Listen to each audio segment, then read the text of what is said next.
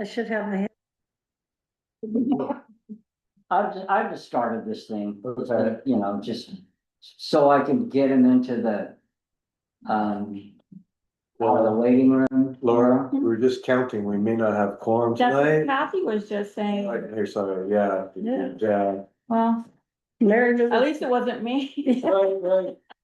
Not me. Not it. Yeah, I didn't hear anything from Randy, but he got a hold of Lou a little bit ago. Oh. I don't know. Yeah, I saw where the council, where the math was on the council agenda today, but I don't know what they talked about. Will they meet 2 days in a row this week? Monday and Wednesday. 11, that's Monday. Huh, Oh, not That's that. what we, that's what I said. Jill in October and then Well, again in it's- November. Zoom That's gonna thing's sit working. down and It's follow. just the, Yeah. Oh, the signal. Yeah. There we go. it's just the, Reset, You know. yeah. the cord Yeah. changes, you know. Well, anybody need an agenda or the attachments, cause I made copies of them. I know, I made copies too. Yeah, cause you know, I can't look at my computer at the same time I'm doing this or whatever, so just more paper. Oh.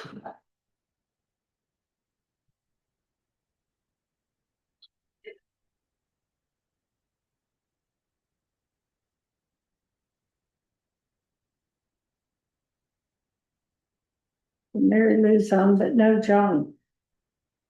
I reminded him. Okay, well, we can start in a minute, right? Because this is 5:59 or something, so.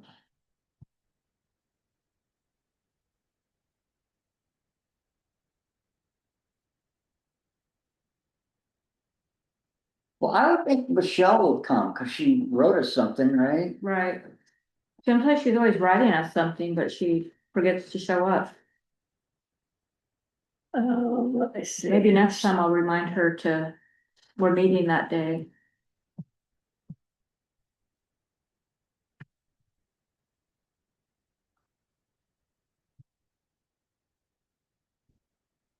Oh my goodness, I tried to drive to Eureka on Saturday. That weather was so bad. I turned around at Piercy and came back. Oh, really? Just gave up, huh? Oh, yeah. I had to keep. Was that pulling that it over. was like really raining hard? Yeah, I think we were at that tail end of that storm that was going into Shelter Cove or something. Mhm. It was horrible. I turned around, came back, and then it was wrecked on the Covelo Road, but I just pulled over to take a picture. So I was like a couple, and literally the tires were still spinning on the car. It had just wrecked, so I'm glad I pulled over to take a. Was it like upside down? Mhm. Yeah, so I'm like, is that wreck been called in? Yeah. So I called it in. It was, yeah, but thank goodness they weren't hurt, but. 2 more people in the waiting room. Job here. I'm texting John to see. Oh, Oh, that's your meeting notes. talked to him on last Friday.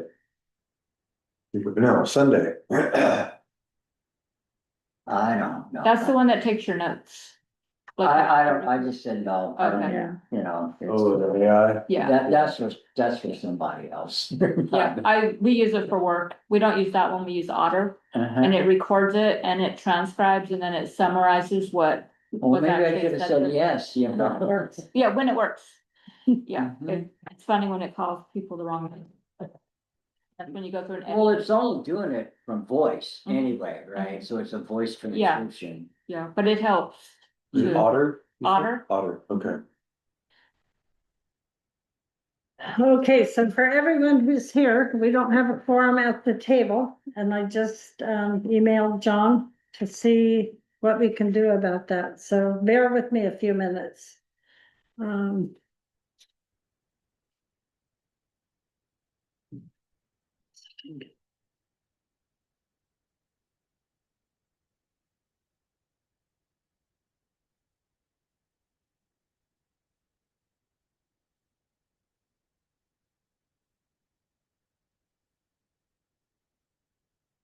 So I should let this AI thing record to this computer? I would, and then that way if whoever's taking notes, they can go back, especially if they weren't here, Yeah. and then they can just delete it when they're done. Okay, I'll believe you. I'm kind of staying away from all that stuff. Yeah, well, it's very controversial, AI, that is Well, the yeah, chat well, GPT. And I'm not there's, I don't wanna deal with anything smarter than I am.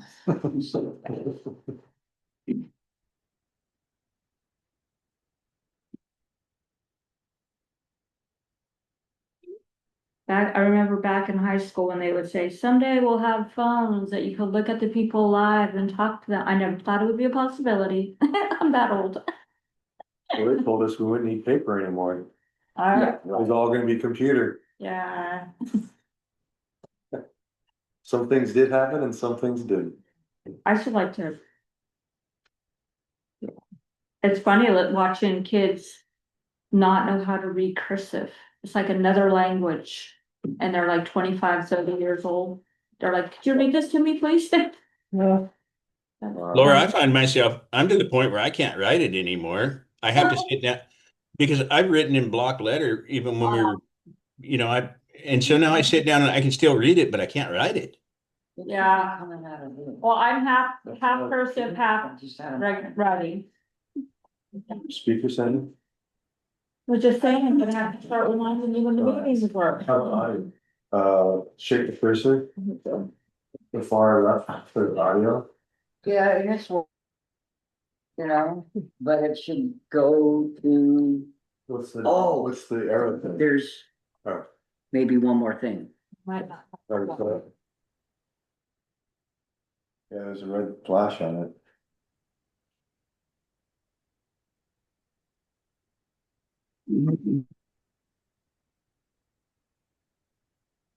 Oh, how do you get the sound into this thing? I hate doing this stuff like once a month, Maybe we'll just listen to my computer. It seems like it's. Can you hear everybody? Yeah. Okay.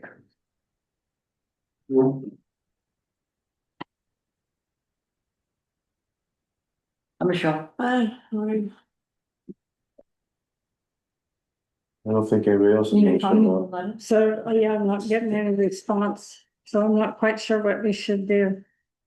I think the only, There you go. the only,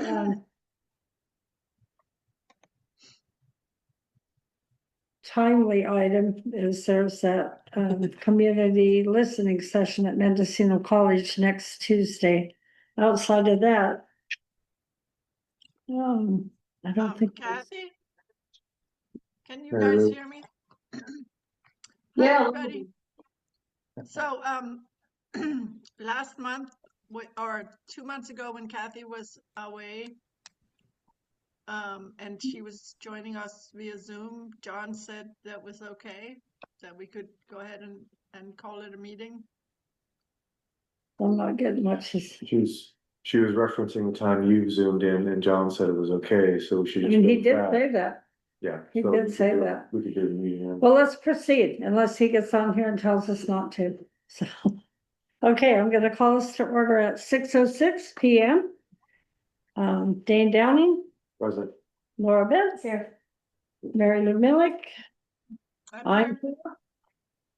Randy Van. And we still technically sort of have Jim Russ and Michelle Downey who are not here, but we'll proceed. So, can I get an approval for the agenda tonight? Motion to approve it.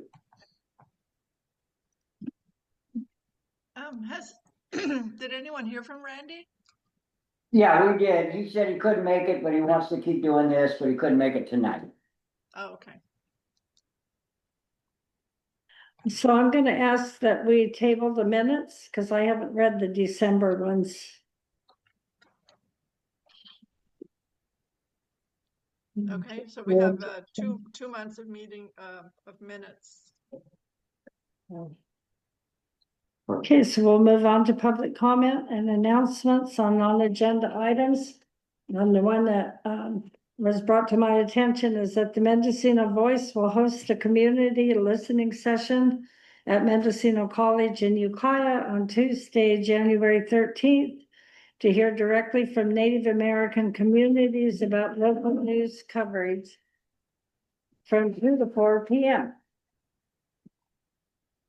Okay, and then we will move on to reports from county, state. Hi, Buffy. Hi. And tribal officials. No one here from tribal council. We'll move on to you, Sheriff Kendall. All right, let me cough first. Hang on a sec. There we go. Now I'm back with you. About half of my report needs to involve Buffy. Did she make it? Oh, yeah, I'm here. Okay, thanks, Buff. So, couple of things in Round Valley over the last roughly 1 month. I think we're looking at a 1 month and 2 days. 250 calls for service between Dos Rios, Covelo, and then out as far as the ranger station. We've had a lot of thefts. We've made a lot of arrests for thefts. We had vehicle thefts. We had a burglary. And then yesterday we took a juvenile into custody that had a firearm. So things are ramping up there. Just for comparison, in the exact same amount of time, Laytonville had 115 calls for service, which is, less than half. But a lot of those were civil calls and things like that. But we've got, I think, 3 pursuits of the same subject in the last week or 10 days in Round Valley. So far, we haven't been successful in taking him into custody. We did pick up a young man by the last name of Ellison, Terry Ellison. He had some stolen property that we believe came from the Round Valley area. We picked him up over in Laytonville last month, and we're still working on some of those cases from that. And then we picked up, hang on a sec, the subject for the stolen vehicles, Tevin Hoagland, this past week. And then we've still got a couple of outstandings for various pursuits and some other crimes. Any questions on that? I'm curious, does the sheriff's department keep log where you compare month over month and year over year how things are changing and crimes in Round Valley and all of that? Yeah, I think Mary Lou, I can barely hear you, but I think what you were asking is, do we keep stats year to year? Yes, we do. And we go year to year, and we've also got that Citizen Connect. Do you know how to use that? No, I haven't seen that, but is that is those statistics available Yes. online? Yes. Okay. And so you go to the Mendocino County Sheriff's Office webpage, Uh-huh. and then you go to publications Okay. and use the drop-down box and go to Citizen Connect. Okay. And then it will let you select incidents, calls for service, and arrests. And it lets you do it in a geographical area. It won't give the addresses of where the calls for service were. And there's things like coroner's cases. We do not advertise where coroner's cases happened for fear that someone could break into a home, things like that. So that data is a little bit skewed because we don't put coroner's cases in, and there are some child crimes that we don't put in as well. But you can pull that up by date and by date range. If you put in for a whole year, you can check it for a year. If you put in for a month, you can check it for a month, and it gives us crime trends at the end of the year as well. Or I can just call you because you remember, huh? Yeah, there you go. Just call me and I'll tell you. What it used to be like. All right. Okay, thank you. Any other questions for me? Out of curiosity, Matt, this is Dave. Hey, Do you get calls on the 31st near midnight? There's some pretty loud explosions around here. Does that ever reach your ears? yeah, we got calls every place on the 31st at midnight. It Okay. wasn't just Round Valley. We had a bunch of calls in Laytonville. One of the biggest areas was the Brook Trails area. We had a ton of calls there. And some of these things that people were reporting on, they weren't the kind of fireworks that you would just go purchase. They were like humongous commercial fireworks. Yeah. Or detonation devices, yeah. Yeah. Thank you. Yep. So anything else for Sheriff Kendall? Well, thank you for joining us. Thank you for the report, and keep your guys up here. Eventually, you're gonna get them all. Yep. I hope so. Have a good night. You too. Okay, we will move on to Supervisor Hascheck. I don't see him. I know he's got a conflict with another MAC on the same night. So we'll move on to the water district. Yeah, would you? Would that be you or Bruce? Me. That's okay. Lorenzi, you're up. No, I didn't have my computer out, and I do have a presentation that we skipped 2 months ago because I had one and it was already too much. So give me a second, unless that's all of our updates, right? No DOT here. No DOT, no anybody. Nope. We could hear, if there's a woman here, Emily? or has, Emily McCog, you see yes, Davis, I that's saw her. over, we, Yep. you know, let's listen to what she has to say while Yes, you get your perfect, thing thank you. going, and then she can bail on the meeting, right? Okay. Cool. Thank you. Although I'm kind of interested in the water district stuff. So not too much to say. We're just planning for our March clinic, which will be, it's always in March, Cesar Chavez weekend. So that's March 28th, I believe, is the Saturday this year, if I have that right. The one thing that's, and so we'll know closer, you know, how many vets we'll have and how many animals we'll be able to schedule. March is usually one of our bigger months. So hopefully we'll be able to get a lot of surgeries done. The one thing that's going to be new is that we are hoping to do a large animal pilot in March. So we have two, we're doing this in conjunction with the state disaster response team so they can practice readiness. And so we'll want to connect more with the CART folks and all of that. But they're bringing about 10 people from the state team to try to basically use it as an exercise of could they do large animal in the field and hopefully serve the community while we're there.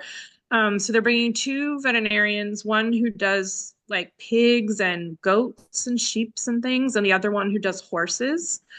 And then they're each going to have a technician, and we're going to be able to do vaccinations and health screen and parasite stuff for the horses and other little things. Can you guys still hear me? Yeah. Okay, good. Sorry, somebody froze and I was like, is that me? And so we're working through like what those things would be. And they were also thinking about doing like some packages if they needed to do other things for them. Probably would draw the line at sedation, so wouldn't do teeth floating and things this time, but the hope would be to get them the equipment so that if it goes well and people like it and use the service, that we could offer offer teeth floating.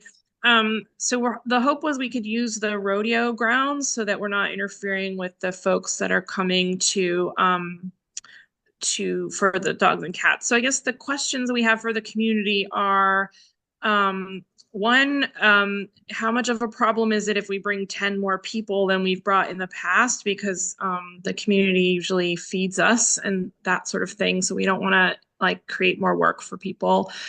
And then the other was around what people thought about if we charged a copay, just because we don't have the donated products, but we would just want to cover the cost of the vaccines and things. And so we were thinking, you know, of trying to keep it, you know, $100 or $200, like keeping it like at the most, like under that, if we could, compared to what, you know, people would have to pay if they had to pay a vet to come in. So just wanted to get some input on that. And then, and of course, if you had any other questions or concerns about this large animal pilot, we just want to make sure we plan carefully and think through everything ahead of time.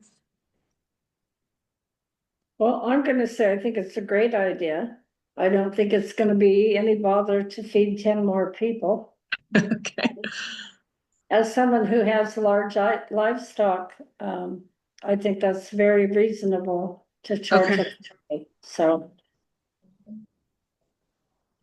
my mind's going ticking down who I could bring. I'm curious, Kathy, since you know everybody, what about transportation for those animals out to the rodeo grounds? Well, I'm kind of thinking most people have a truck and trailer or know somebody that does, so that shouldn't be an issue, but you know, it's something we can discuss. see how it goes, but, yeah. I would Yeah. think that, as it gets closer to this, like the month before, Mm-hmm.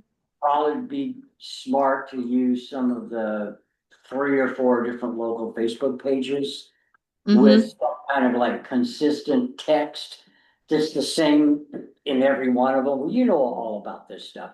But if it described what was going on, what they're doing, why it's different, what the copays might be, any of that information that's like early enough So before the people can put- event, and then Mhm. sort of way where it doesn't disappear after 2 days. Yeah. So that Mhm. it stays kind of active there, and so that'll be somebody's responsibility, and maybe yours, Emily, because you know what's going on.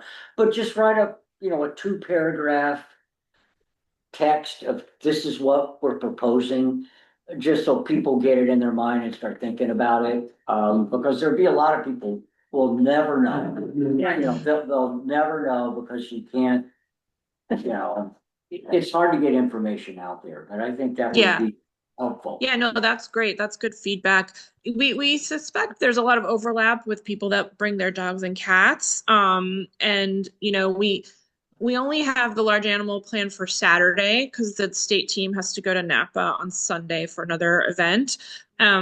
And so we also want to kind of keep it small so it's not totally out of control. So we suspect we'll get probably the numbers they can accommodate pretty quickly just with our usual clients. But that's a good point about putting out the information and making that clear. And then to the point about transportation, we talked about eventually maybe having another vet that would go out to people's farms and whatnot.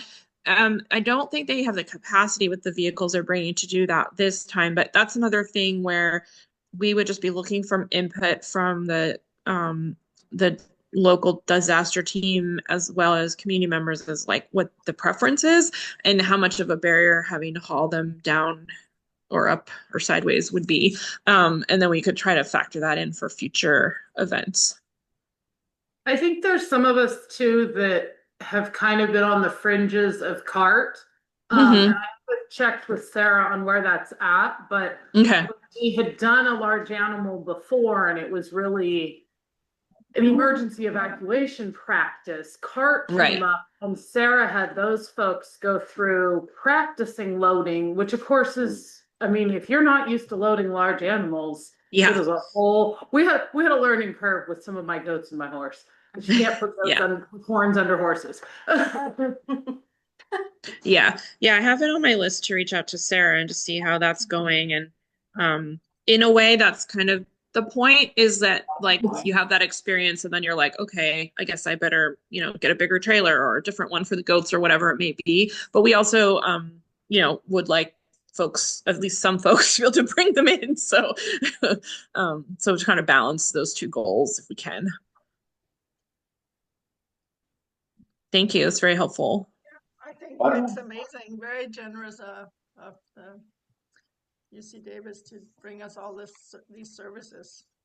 Well, it's they have the funding for the disaster team is from the state, and so it can be a great, this is one of the things that we've talked about is how can we leverage this for just reducing barriers and access. So it's kind of, they spend a lot of their time, waiting for something to happen. So if there's any way that we can get them to do things while they're waiting and it helps them be more prepared, it's kind of like a win-win. And so that helps those state dollars go farther. So Emily, did you say there's certain large animals for this pilot project, or is it all? And that might be helpful in the Facebook posts to be real clear. Yeah. I think we don't have much capacity to do cattle, like unless it's like the one we had last year that was a baby. Just because we haven't looked at, because this will be our first time really looking at the space. So I'm not sure what they have in terms of like chutes and security things. But other than cattle, just because of security, we could probably do, all of them: horses, goats, sheep, and pigs for sure. Okay. We have one like rough stock stripping chute that is Okay. adequate to hold something. Okay, But so the vet lead up loves cattle, to so she that wouldn't mind. pretty clean. So we can do that, but Okay. Yeah, that might be like a future future thing, but if one shows up. Okay, well, thank you very much. Are there any more Yeah. questions for Emily? Thank you. Thank you for having me. Yes, thank you, and we'll see you again in February. Okay, so we will move on to new business, although Well, the Nancy's. yeah, I was gonna skip you. that's all right. Can I have share access? Okay.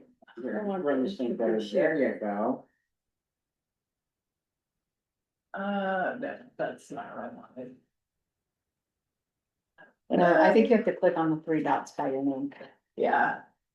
Or just allow. Share. Multiple. Yeah, it says multiple can share, so you should be able to.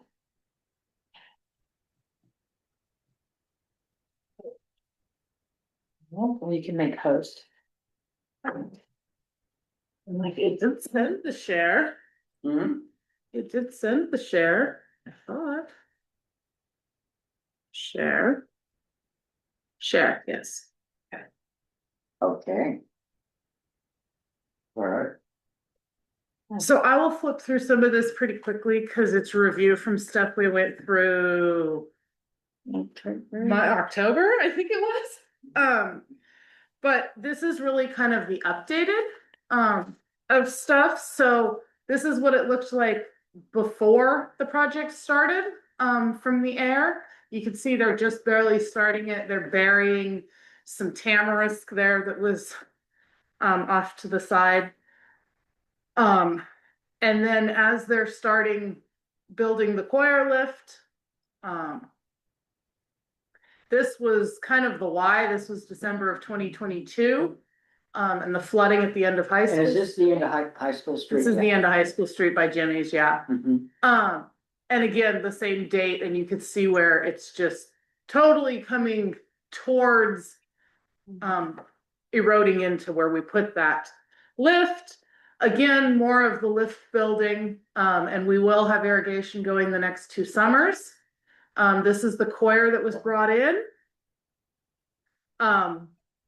Willow, this is about 600. There are over 3,000 willows in this project. Here they are with some of Hugh McGee's crew. Putting in, and this is the trench in front of the choir lift of Willow. And then as they go in, this is again back in 2022 where that choir lift is going in. Here they're wrapping the fabric around the log, it then laps back over. Then we plant more willow so it crisscrosses on top of it to hold the gravel in. Here we are on a second lift. Once we're getting closer to being done, these are the regular baffles. There's 16 of these, I think, in the project that go across the project.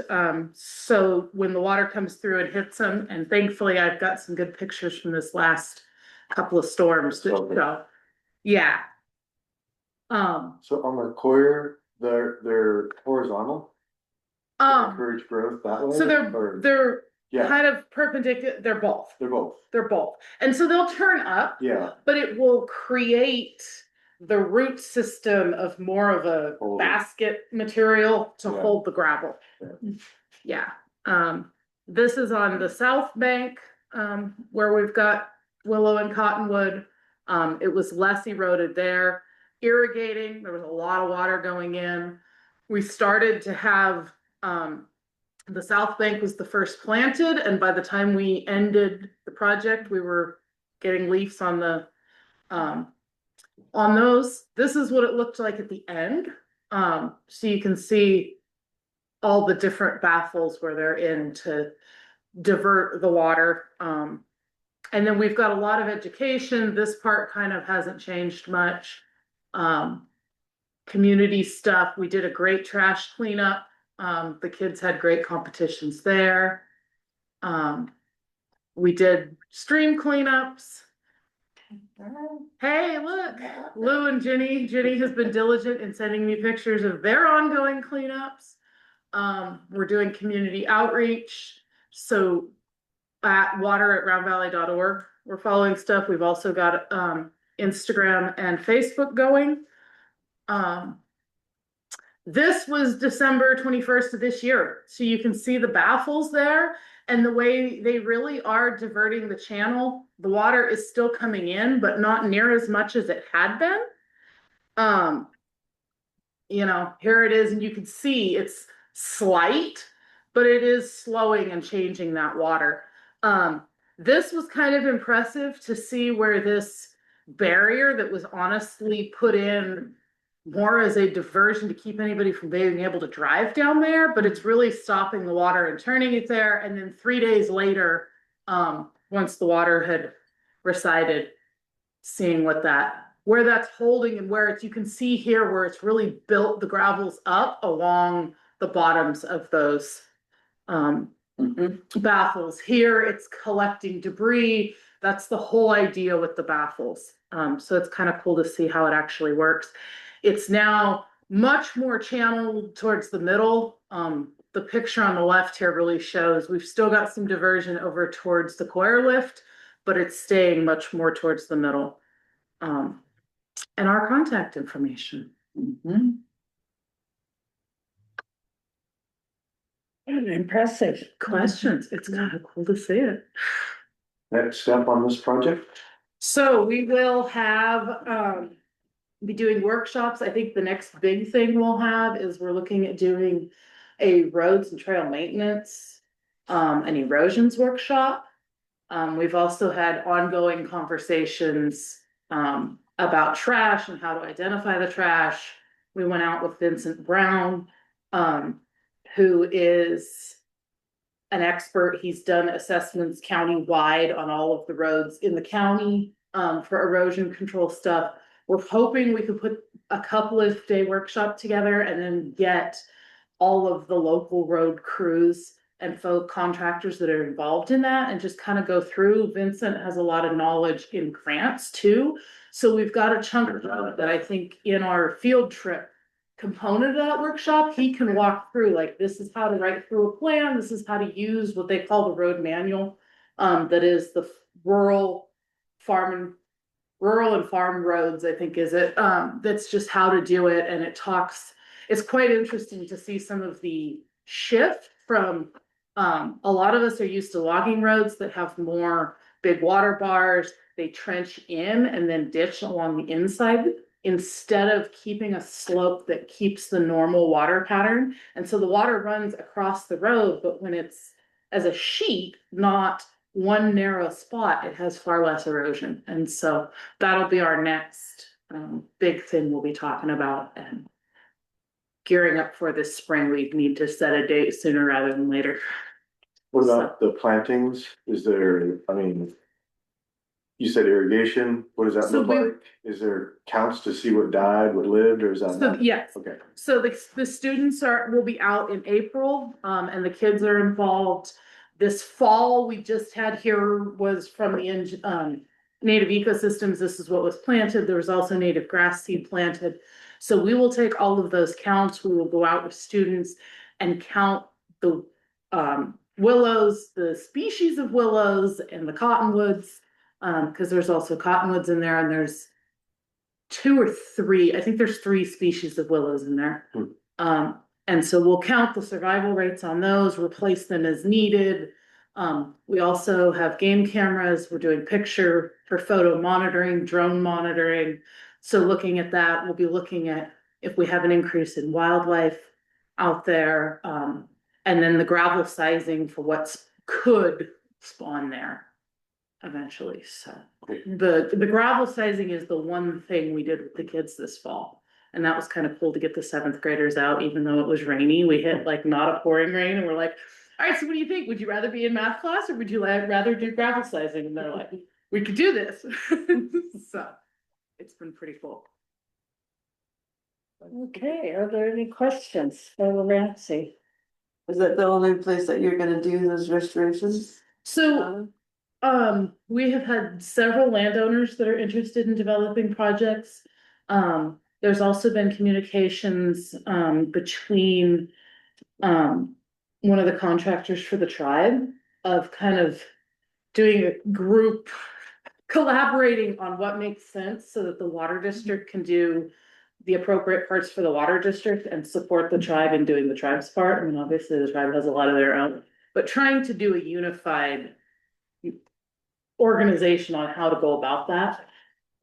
Just because none of us want to create structures that are then going to create additional problems downstream or back problems up with water upstream. And so it kind of is one of those like, this one, we looked very carefully at what it would do downstream. We didn't expect issues upstream, but you know, we're kind of in a stall trying to develop that working relationship, so. Well, it just seems like some of these I mean, the little creeks around here could be one cleaned out and restored, you know, so that it has a good banking, you know, so it's got a good flow through there. I got past the dump site, how it's so wide and it's spread out, so it meanders around through there. I was just wondering if there's a way that it would look good to have, all the willow along some of those banks without it cutting in, you know, more, or taking some more of the land base. Yeah, and I know there's a lot of prior structures that have been put in there that some of them are holding up, some of them are not. Yeah. There's always that like assessment that really takes, and that's kind of what we're working on with the tribe is that they have an engineer, and if we can work with that engineer along with Humigate that does the native ecosystem side of it. And so there's plenty of places we can just put willow in and the willow on its own will do it. There's other places that take more rock and larger debris, wood debris or things. And so being careful about how we do that, and certainly like where you're talking about the end of Crawford Road and Mill Creek, where it's, you know, working with the tribe in that of, you know, who is appropriate to go after what projects, and so that it comes together.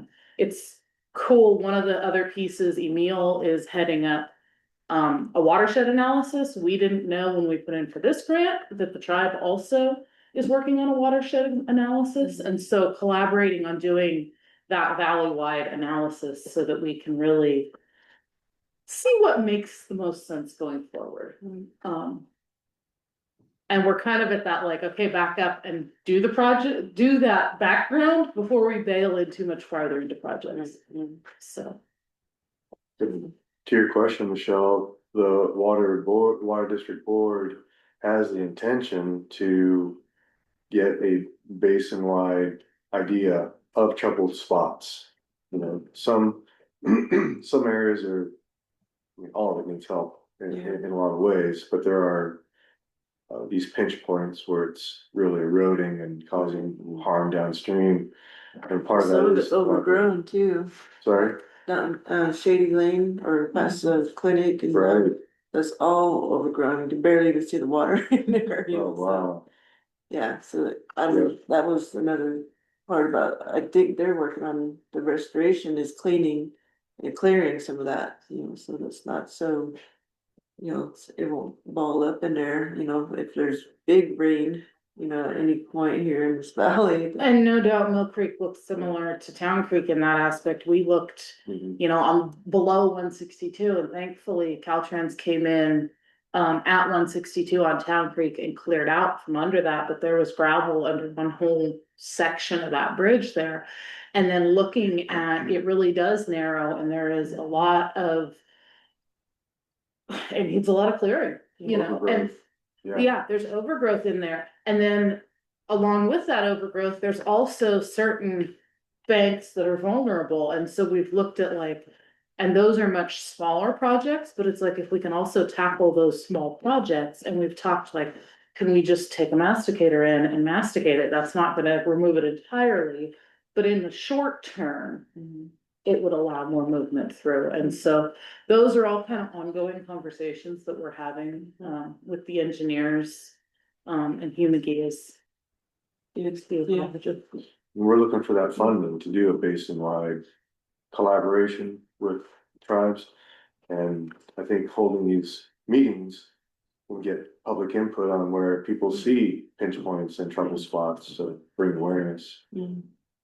Well, they just told us that they're doing restoration, creek restoration, and I was asking what is that? How is that gonna, you know, I mean, are you clearing the creeks out, or are you fixing them, or, Yeah, you know, assisting, you know, so that the flow's better, and there's a lot of little sloughs that are in this valley as well, that go, you know, go into the creeks and stuff, and Yep. so those are a mess.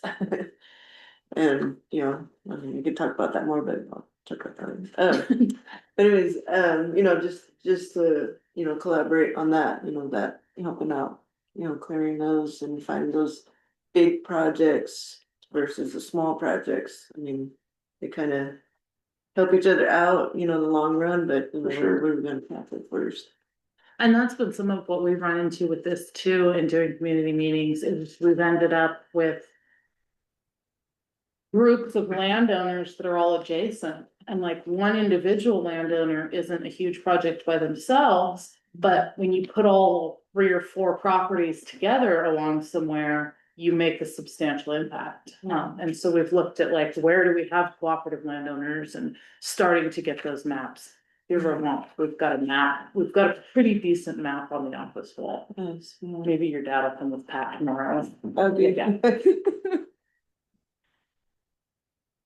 Did you have any questions?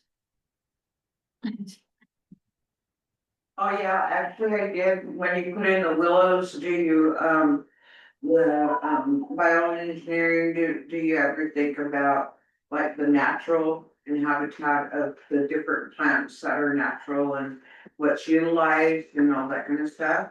So one of the things we've really talked about, is the idea of getting the willows and the cottonwoods established. And then another component of this grant is to do some cold frames at the quote unquote new farm at the high school, or not really at the high school, but at the high school ag works. And so get them to be able to start native plants, because we've talked about, and we've definitely heard and are looking for information on what types of materials would be appropriate. As far as like dogwood, you know, so that we can try, once we have that shade cover established from the willow and the cottonwood, to then go in and plant in between where there would be shade protection for some of those more sensitive ones. I was even thinking about the willows, cause you know, there's several different kinds of willows. Yeah, Yeah, and and they're really like, really good, cause I know I did about 9 years of restoration work.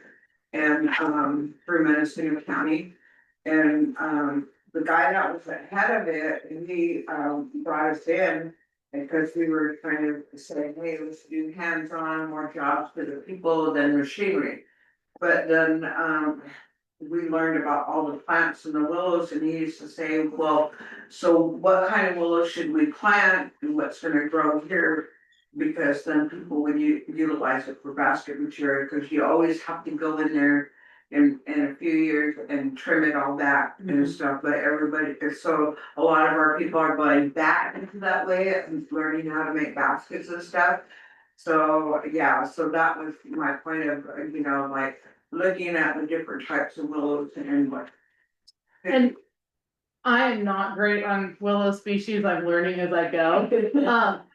But I believe the 3 that were planted was sandbar, red willow, and arroyo willow. And so my understanding is sandbar willow is the less common in this area. And the idea behind that, and the cottonwood also, was a less, was to have ones that were slightly more drought tolerant for the success.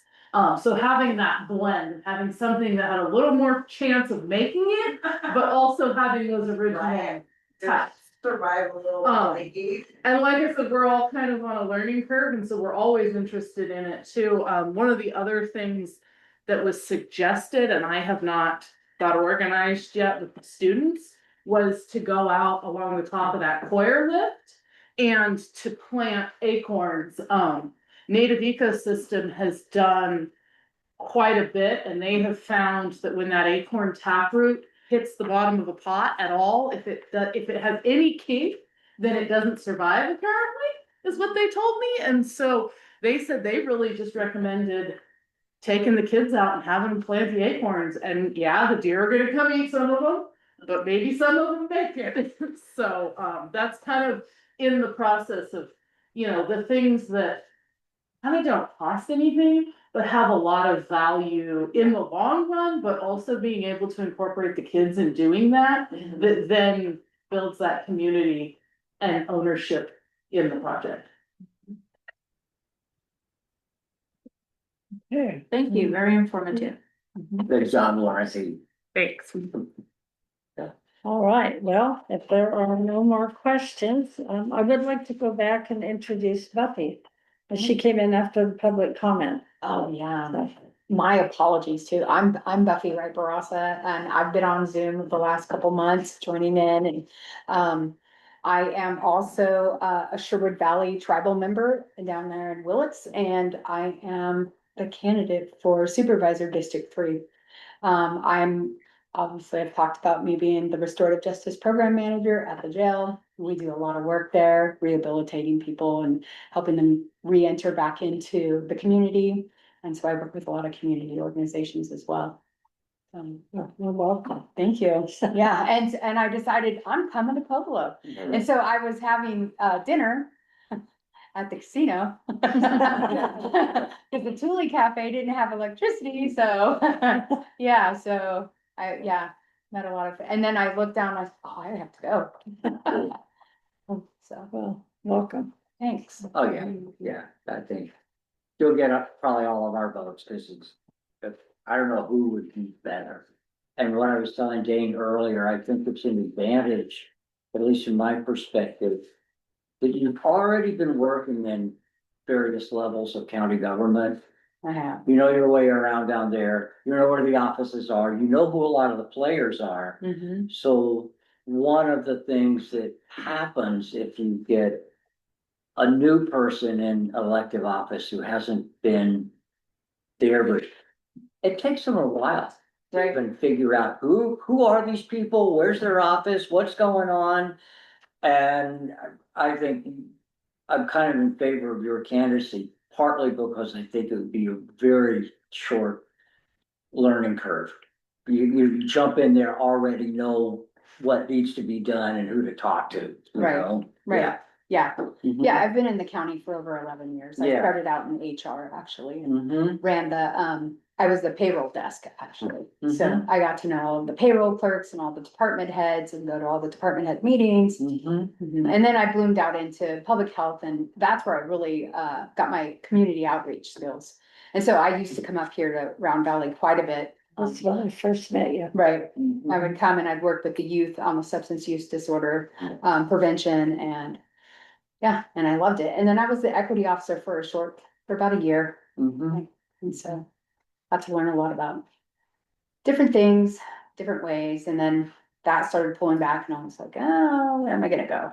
So I hopped over to the sheriff's office. So do we get an election like in June? June That 2nd. determines if there's a runoff or not, you Yes, know? yeah. Right, Voting starts, I think, May 4th, absentee ballots. So, that's what I thought, it's like, there's a June ballot and then perhaps there's another one in November, or maybe not, right? right. Mhm. And I just want to mention, I also worked on the strategic plan with the county. And my biggest job in that was to reach out to the tribes and to make those connections, because we made a promise to the tribes that we would have better partnerships. We've kind of, slacked on that, and, I'm very passionate about that, obviously. I think that if we pull together, like working together just down on the water thing, my brain is thinking, because I write grants You know, and I've been doing that for a while in the county and also in my tribe. I served 3 terms on tribal council. And what I know is that when you're writing grants, partnerships are very important to pull down the most funding.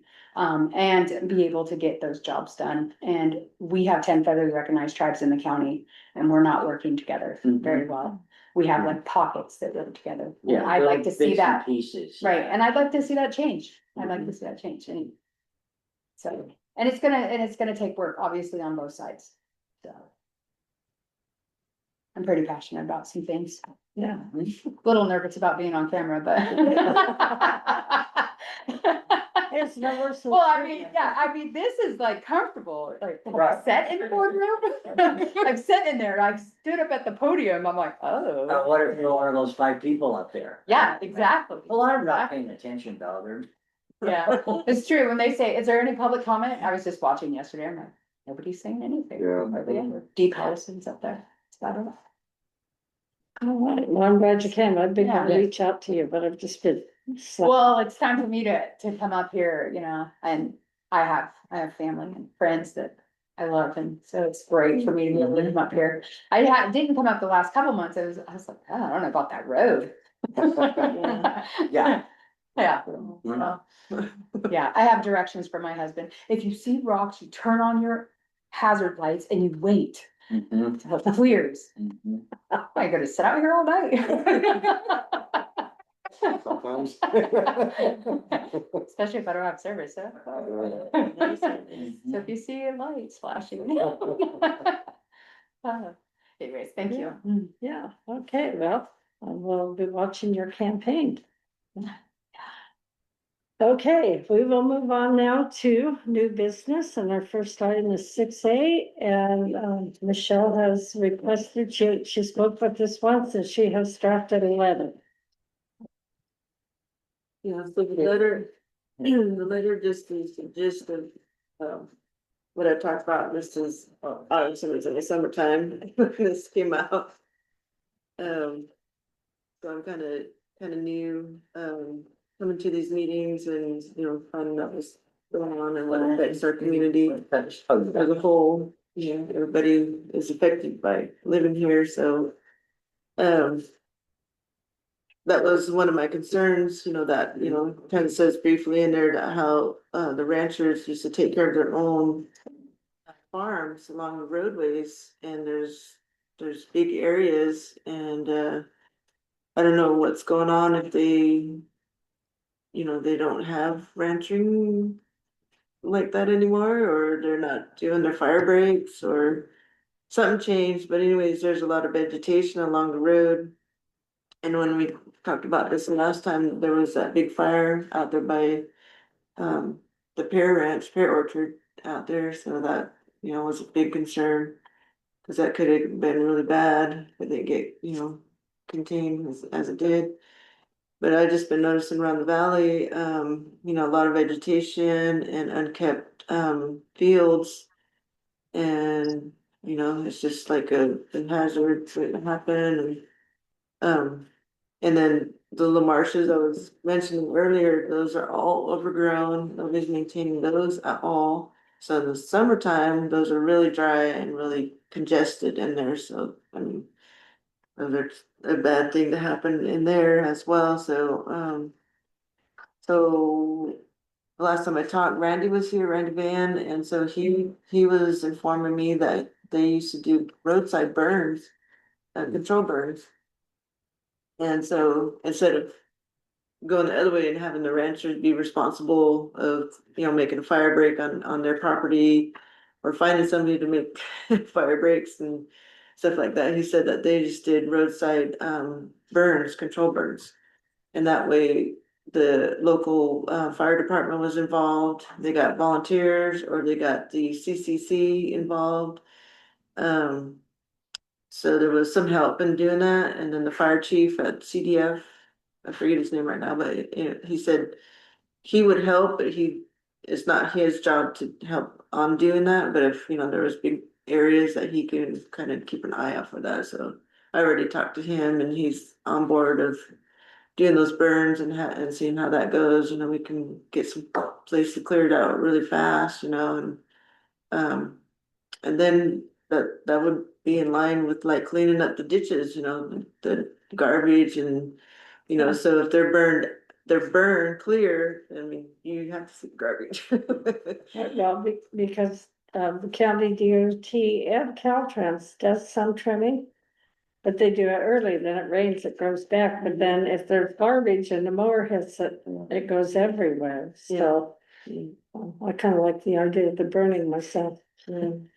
Yeah, and then we don't have to really bother the ranchers and making them responsible on that part too, so. Well, no, I think that a lot of it is that a lot of it's gone to different kinds of agriculture, so it's not like there's livestock grazing. There's probably a grow house back in there between there and the fence. The grass is high, so. Yeah, if it's not getting hayed or grazed. Yeah. Yeah, so that was just my concern and then my letter. And then I, just to get the opinion of the RVMAC. If they had any suggestions or, and I put on the end there, going to the tribal council. And maybe asking if there's grant money for, for the youth to be involved, in helping clearing out the ditches, if you don't get CCC, and invite the community to help out with that. Because we don't know, I mean, that could entice somebody to be a firefighter or, I mean, it's something, Well, I there's a think- lot of job opportunities that could come from that. Right now is a great time to talk about it, because by the time June rolls around, we might have a plan. Yeah. I know our PBA grant does not, because we got tied up in CEQA stuff this fall when we should have had our burn window. I don't know that we're gonna get any burning, but even if we do, it wouldn't be the amount, so we've got some funding that has to be spent. So I know trying to do some trainings, and I know like refresher last year, the tribe really asked for their work crew for refresher, but they were the only ones that had like a basic 32 firefighter class, and so now we had pretty good, I don't remember the number off the top of my head, but several people who finished that class and who would now be eligible for a refresher class. So trying to get a refresher class in, we did the SAW class, trying to get those classes. But if there's trainings for sure, I could run those up the chain to Fire Safe Council, and I think it would make sense to get those trainings in. I kind of wondered when they did along 101, when they did like the median strips and the Yeah. sides, and I was Yeah. like, how come we can't do this on 162? At least in the valley. I mean, obviously beyond that's a little nuts, but. I think it's worth exploring, see what we can make happen. Yeah. I think probably what I would want to see is just like, itemized. This is what we want to see on the side of the road. Is it 10 feet clear or what is, because this is a little bit amorphous. I think everybody's sort of got their own idea. Like maybe you could just run your disc along the inside of your fence, which is what I remember people used to do, that just turns it kind of into bare ground, that's hip, but not everybody's got a tractor and a disc, but just if it was like, this is what we want to see, on your side of the fence for X number of feet, bare ground or burnt or something, so that it's like really, I think people respond to 1, 2, 3, do this, this is what we want, like, sort of like, not like the regulations, but these are the recommendations, that was just written down really simple, like maybe it's only 3 things, but I think everybody's gonna have their own idea of like what's good enough or why they don't have to do it, or right? Why they don't have to do it. Oh, yeah, why they don't have to do it, I mean, because that'll be, Yeah, well, I think that's why Randy was saying, I mean, he's been involved with these a couple of times, burnings, and so he suggested that would be the easiest route, just to burn alongside, 162. you know, and get those cleared out. That's just in the right of way though, Yeah, you know, and sometimes that's only this big, yeah, right? You know? 5 feet, is it 5 feet? 6. The right away for the. When we ran into the town project, it's not even 5 feet. It's like the sidewalks, when we ran into this town Yeah. project, it's I think 25 or 30 feet from the center line. Yeah. Like, it's a total of 50 feet. So you got no, but obviously the ditch, you know, you go out where you're talking the Pear Ranch, they do those whole ditches, so there's gotta be some leeway to at least burn the ditch, and if you could wet line and burn the ditch, I mean, and I think from a grant standpoint too, if you could do it on a road right of way, then you don't have to do CEQA because it's an NOE. Mhm. So then it's not the question of is burning ground disturbing. Right, and there's state laws that say how much, right, because you have to have safety, and it's on the owner of the land. I mean, there's lots of it, and I was just looking things up because that's what I do. Mhm. Right, but I'm like, And if the state there's- could mow it, we should there's be a able to farm- figure out to burn it. There's a farm ranch multi-hazard emergency plan guide, through CDFL, so. It's something that you wanna look into, because then at least you have a guide and you can. That's kind of what I wanna see, you then know, you it's could like the just- ones. I mean, they've already, It's laid already out, done, but it's, right? I don't know what it is, yeah. Right, Well, I think there's something to that. If the landowner discs, then burning the ditch makes sense because it'll drop where it's disc. Mhm. It doesn't go into their fields. So, I mean, there's a Anyway, if you couldn't collaboration, disc it, you could mow it, you know, something, yeah, yeah. something. Mhm. Well, and if you do it at the right time, you could do a hand Sure. line that is not, I Sure. mean. You could either wet line if it's grazed, or you could do a hand line that is not. If you don't wait until November or, you know, June 30th, if you do it May 15th. You might get in there and do it a little better. So does the fire district have a prescribed burn ordinance in place? Or something that talks about it? No, Okay, Mhm. they have a prescribed burn permit. permit, permit. okay, They have a broadcast burn permit, okay, which they accepted. all right. Cause So the there's burn no bosses, So but they don't, and they if a also, field in town has grass up to their fence they line. also have no abatement, which is more like that. Okay. There has been discussion about them doing an abatement. But it would take. Somebody developing an abatement ordinance and then, 'Cause that kind of leans into the larger parcels too, because that's an abatement thing, right? Technically, or is it different? I think it would be and I mean, I think they would be the ones.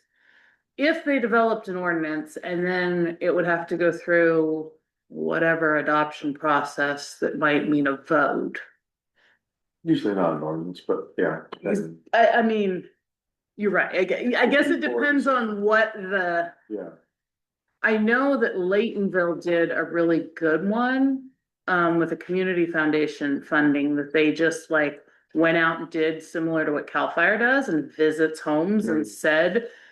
And they have like not on any kind of fine or anything, just we're gonna go out, this is what we recommend you do, and we're gonna come back next year. And they had like 80% or more compliance because of that. very good. But I think, you know, here it's also a staffing Yeah. issue at the department. They have their own capacity staffing.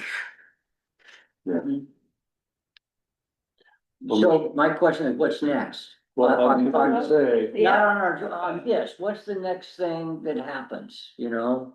We talked about it, so what's next? I like the letter. Mhm. Yeah, and I mean, you think- could do a hazardous vegetation abatement ordinance. The Fire Safe Lake County Fire Safe Council has one. Yeah, you could just copy theirs, right? Yeah, I mean, and then. I mean, if You you know, had that in go through it. place as Modify it. the fire or whatever, you know, if you had that ordinance in place, and at least it's something that could be quoted.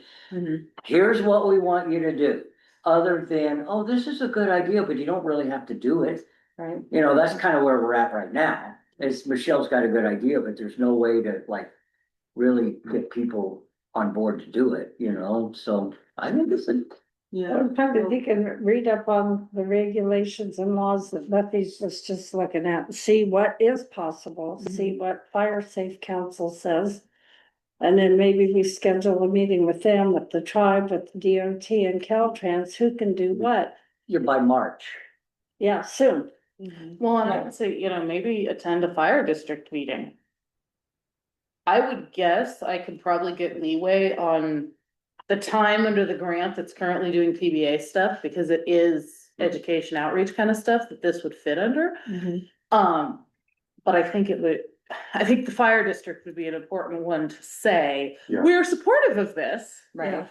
If you do this work, we will adopt it, or we are open to adopting it. Right. So I think that board would be an important one. And their meeting should be next Thursday. And that's what I wondered, if this letter, this maybe one or two things to propose to change, but I think this letter, if the MAC thought it was good to say yes to, then it becomes something that goes to the fire district and That's says, what I look, was just gonna the say. MAC is in support of this, we need documents that you have the words for, abatement, prescribed burn ordinances, whatever that package looks like, it's already been done, just modify it. And then that way it's in, cause they're the authority with fire. So it's under their jurisdiction. to And then they say would have this that or meeting, one more meeting, and then they've got it, then they did it. It actually should be tomorrow night. Tomorrow is the second Thursday. Yeah. second thing. And then in the meantime, are you going to take it to the tribe, so for their fire department? Yeah. Or- Mhm. I would, Back group. And they said if Randy would have a little bit more information on that too, but the training part, like if, like people just, high school students wanna go and do, they wouldn't be involved with the fire, they'd be involved with cleaning. Plowing, or, just cleaning a ditch out, just so that you don't have a huge wildfire or something. In the summertime, TANF sometimes hires the youth. And so maybe that money, instead of trying to put them out into offices this year, it could be towards doing field bricks or something, if you get there faster enough. Right. That's just a suggestion. Well, I'll get it to them as soon as I can so that we can get signups too, for people to know this is coming up. Yeah. Look forward to it, I just see a lot of job opportunities, that our federal people can get involved with. Well, we saw what happened when the medicine fire, that was the second one in a couple of years, it lose like. In 5 years, right? That's no way to clear the brush. Right? Yeah. And It's so, very scary. I think, it's a valuable idea. So if we can, get this, I'm willing to take this to the fire department, say we're supporting this. If you keep us posted on what the tribe says, and then I would think, like maybe by the end of February, a meeting with all the people who would be involved.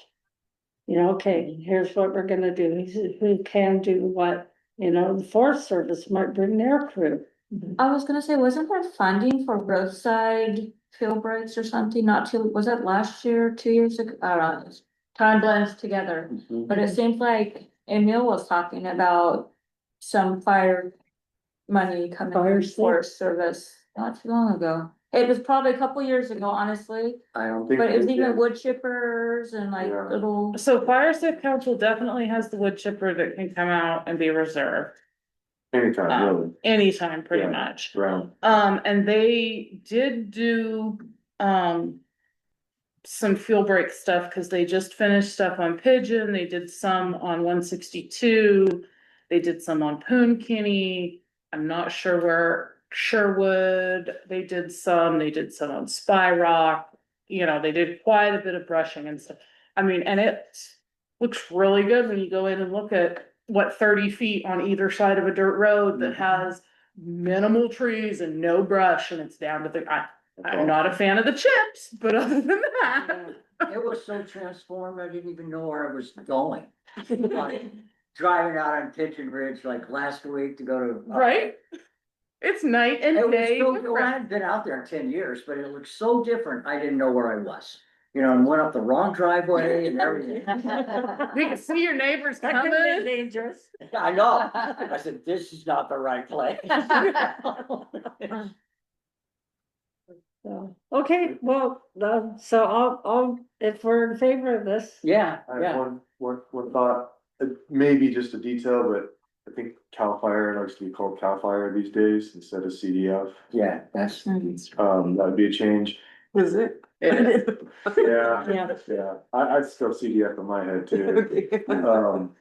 And then the other thing, something about abatement, right? I mean, well, this is a good start. We Yeah. can accept this letter right now and then see, as this develops, you know, this is not like the final document. right, You know, this is the introduction to us. we need help with this. Mhm, Yeah. mhm.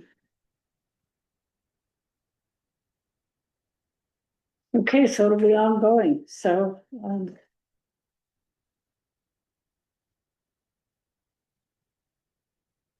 okay, Yeah, well, I talked to one of their fire chiefs. I love, but, he was on board. I mean, he was totally, for this happening. He says that if we get grants, that's helpful. And then he encourages, the tribe to collaborate. and if we can do like the training part, where even they're getting trained, youth are getting trained, I mean, it's all. It could be very logical. Mhm. Well, and the community's taking care of the valley, I mean, Right? it's massive. Well, I'll propose the MAC supports this letter. Yep, There's no objection kind of thing? Yeah. Okay. that's what I just wrote. Okay, done. Okay, well, thank you. Thank you for doing all that late work, and I've been kind of watching it since you first brought it up, driving by, oh yeah, that's what she's talking about. And we all saw what happened in the August complex. We don't need any more of that. We saw what happened right here in the valley. So, okay, well, thank you. We'll stay in touch, and then we will move on to item 6B. Ah, And so, Lou, we've talked about a resolution, and the last meeting, I think it came up. Wait, no, this is on your trash. mhm. I'm thinking of your other, No, I got two things going on Yeah. at the same time, and I get confused too about yeah, which is which, you Right. know? but- okay, well, I just was double reading it, so. We kind of talked about this, we didn't come up with a real, Right. So what I did in the meantime was, I wrote something up which, with review and possible changes could be a resolution, because what I'm really asking for, and I've got, does everybody have one of these things? It's just like, is it? I think, no, here. This is the first one. That was the, how it started. And then the one that's got like an email at the top that was sent to John a little while ago, Yeah, I and to thought like everybody else maybe. that we printed it today, but I guess I didn't. I don't know, this is the thing that I'm talking about. And it starts off with an email at the top, but the resolution is like from my typewriter down at the bottom. Says what this basically is saying that, and it's a really simple focus, because this is a much bigger issue than this single piece, but this single piece involves the limitations of what is acceptable at the transfer station. Yeah. That is, it's disgusting to me, because you can go to the Willis, they'll take everything. Mhm. They'll take your computers, they'll take your washing machines, they'll take your metal, you go here and poor Preston's going, well, you can throw some of your recycles into here. you can't put any metal in the bins. If you've got an appliance, why don't you just take it out and dump it in the creek, because that's what everybody else is, no, he doesn't say that. Yeah, but they don't take them. You got. They don't take them. And so then what I've been noticing, because I do have, I live basically right across the creek from where the transfer station is. And we have a big enough piece of property that I actually don't go back there a lot. But I definitely know it looks different now than it did 10 years ago up there. Yeah. And a lot of what I see are things that if you could get rid of this stuff at the transfer station, it might not be out there in the creek watershed. Yeah. I mean, it really bugs me that there's like washing machines that are, because I know that this is what happens is somebody loads it up, they take it to the transfer station, they're told you can't. What the hell are they gonna do? It's only another couple of 100 yards to dump it in the creek. Yeah. Right? That's what's happened. And so what this resolution is attempting to do is to establish that this is not acceptable to us. We really want to be able to get rid of these things at the local transfer station, so we don't have to drive 100 miles round trip to get rid of common things. And so then I had a conversation with somebody in the county who's responsible for this stuff, and basically it comes down to there's X amount of money. It's one of these zero-sum games. There's X amount of money, and this is how we've decided to spend it. And so if I just accept that's really the issue, it's not just that they, hey, Colo, then what we need to do is get more money so that we can have a more effective recycling transfer And station. there's county money, but then we're also paying money to whatever Redwood Waste or whatever. Whoever they are now, yeah. And Yeah, and they won't call me back. it's not. by the way. No, they don't. They don't call you back even if you live in Willits. You have to go to their office. Yeah, they won't call me, and so. This resolution is not as a result of them not calling me back. They were like kind of lower down on my list of who to contact or whatever.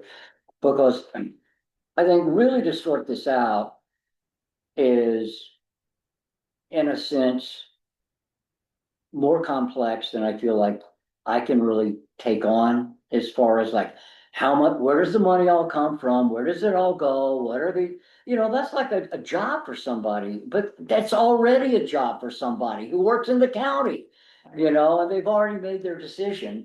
There's this much money, here's the contract, blah, blah, blah. So what I'm really trying to accomplish is hopefully in another, if this gets some traction a little bit farther up the line, maybe to the state of California, through the county going, yeah, we have this much money. It's not sufficient to take care of, the watershed or any of this other stuff. Then find some money so that we're not getting so trashed out, because it's really hard to tell somebody, don't do this. Well, I'm thinking back to when we had the big cleanup. I mean, how many hundreds of appliances were hauled out of here in just a couple of days? Yeah, I know. And I've seen them too, dumped up like even off the sides of the road. People load them up, back up, dump them out. Yeah, it's just one more. The thing about what is the analogy of the frog in the hot water, when it doesn't really notice that it's finally gotten so hot that it dies, and that's a little while ago, I kind of had that little realization about that seems like what it's like living here right now. It's that there was always some trash here. I've been here over more than 50 years now. There was always some trash here, but there's a lot more now. Yeah. And for any number of reasons, but this is a simple little thing that I think is doable. It's not like I'm trying to get everybody to like learn new habits or anything, just to be able to take your stuff to the dump. Simple enough, right? That's what I'm asking for, is this little group to say, yeah, this is important to us, and then we can send it up the chain. I'm for it. Where would we send it to? Would it go to? Well, first it'll go, back to the Board of That's what I Supervisors. was thinking. Yeah, goes back to the Board of Supervisors. We'll see what they do or not do about it. And then it goes to our state senator after that. And I don't know, at the same time, it could go to, Jared Huffman. But you don't do, I don't think you do all of those things at once. I think you have to give the county Board of Supervisors the opportunity to, like, in their own little, figure it out sort of thing, and get that'll take 2 or 3 months or so at least, But I want a straight answer on here's how much money here's what, boom, boom, boom, boom, boom, why did you make this decision? And what's it gonna take to fix? Cause maybe it's not that hard. Well, it's an election year. So you're hearing about this. And there was also an $11 million carryover, so I'm like, where did the money go? I was shocked about the story of Dan's Market and the recycle. Well, Nigel, they may not all know the story, right? I'm dumbfounded by that. Mhm. It's like, wow. I'm off this story. Right? I'm like, what's the story? Right? As near as cause I got it second or third hand anyway, but there's, Cal Cycle, Cal Recycle. we all pay money when you buy, a glass bottle or something like that. And every locale by state law is supposed to have a place where you can turn the stuff in and get paid, right? Yeah. Buyback. There's no buyback in Round Valley. And one would think it would be out at the transfer station, right? Yeah. No, the official buyback is actually Dan's Market. And there is no possible way Dan's Market can do this. They don't have the facilities, the real estate, or anything.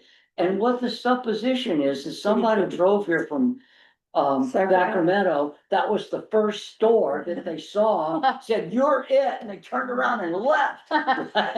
And they told them, we can't do it, we don't have the space, well, we'll fine you, and this and this, and they finally said, fine, where do we sign? So there's a little sign in the window that says, Yeah. But it's not real, but yeah. I mean, how big is stuck with it, not Brian? Because that was the first store. I wasn't sure, Well, I was thinking, was that back before it was Keith's? Was it that far back? no, I don't think. I doubt it. But Lou, so the first step is county, yeah, so I think so. there's something I think needs to be added. Yeah, sure, saying, yeah. change our contract, county supervisors.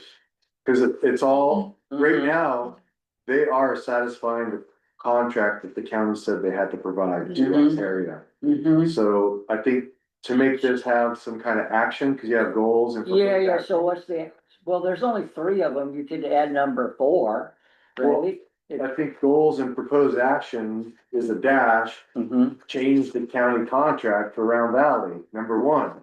You got all the Mhm. items there, but I think they need to see that we want the contract changed. Mhm. Because they're not gonna, the company's not gonna volunteer to Of offer course not, services. yeah. Unless they're mandated by the contract. Right, cause these goals are kind of still, not specific who's to do what. It's just like, this is what we would like to have happen. Right, But it's not a specific thing. unless we're saying these are part of the contract items. Mhm. Yeah, Right, right. Right. And then it gives the board a direction. right. Mhm. Otherwise, it's like. Yeah. This is what they want us to Mhm. do. This is what we want. Right. Okay, so what's your language? So the bold print, you Uh-huh, have goals and proposed Uh-huh. actions, right, just. colon, Mhm. couple spaces, Mhm. new county contract, whatever that contract's called, Mhm. solid waste Solid contract, waste yeah, contract. solid new proposed action, proposed, or goals and proposed. Or you could just say revised. It So can be it was- revised, Depending on where it's at in the contract cycle, right, that's the other thing. it might be a 5-year, it could be Right. annual, It could be coming up. could be coming out, Yeah, because they've been here a couple of years now. that's true. Yeah. So the one good thing about them, they don't close the dump because the containers fall. No. I mean, they do keep it all out. Oh, it's not, I mean, it's a moving target. It's never gonna be completely ever all figured out. It's every once in a while you have to go, oh, we need bigger dumpsters or whatever. And that's one of the things John got done probably in the first couple of years he was our supervisor. Yeah. He got that all redone so it works better, Yeah, Yeah. you know? That was a plus, you yeah. know? But there's room for improvement. Mhm. Well, how did they get that, the cleanup day, the valley cleanup day? That was a Clean California grant. Yeah. Another week. Yeah, and those are things, I mean, the county can still apply for these. Yeah, as so see, well. how come we can't have more of those then? Like I got up at 3 o'clock in the morning, took my stuff and I was still back a mile. Yeah, people wanna get rid of their trash. I mean, it's not like. I don't think people really like it, you know, but what do? You know, it's like, it's a long ways, it's basically impossible. Well, and it's like, it's been ages since we've had a tire amnesty. I guarantee you, all of us could find our max amount of tires, and if we couldn't, our neighbors could find them for us. I know it's in the creek right now. I mean, it was a pretty penny, and it was sucked to tell fifth graders who were diligently fishing tires out that there was no more room in Chance's dump truck. But that was the reality of it when they did this project, was I had to tell the fifth graders, I'm sorry. Chance has no more room in the 10-yard dump truck that is going out of town full of tires. So, you wanna just add that line there, like, you know, revise the solid waste contract around Valley? It's like I think that's the term, or the phrase, yes. revise, okay. Yeah. And then should.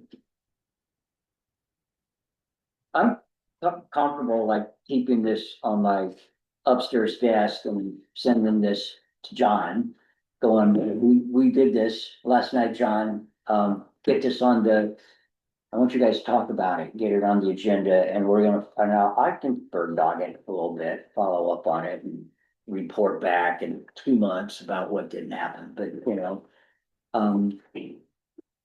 Okay, Okay, well, I'm game to get it sent. I'll make a motion. Go ahead. Said I make a motion to, with the modifications. yeah, with that, just revise the solid waste contract around Valley, and the other ones which are kind of like, just, it's still our resolution, you know, that we would also follow up with the senators and kind of all of that stuff, but, you know, okay, that's good, I'm satisfied.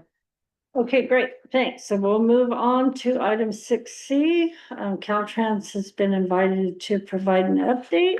And there's no one from Caltrans, so I'm gonna ask if we can carry that over to February. Kathy, maybe Pat has any updates? Oh, Pat, do you? Oh, sorry. Didn't see you there. Hang on just a sec. We hear you. Mhm. Oh, heard you. Okay, no, right after the last meeting, I think the following day, I received an email from Caltrans saying that they planned to finish their part of the surfacing of the road that week, and the following week striping should be done. Last night, my husband and I drove in and striping has not been done. So that's my update. It's hard at night. Yeah, be careful going there. Yeah. I know. Oh, yeah. We We, flattened 2 tires coming back in.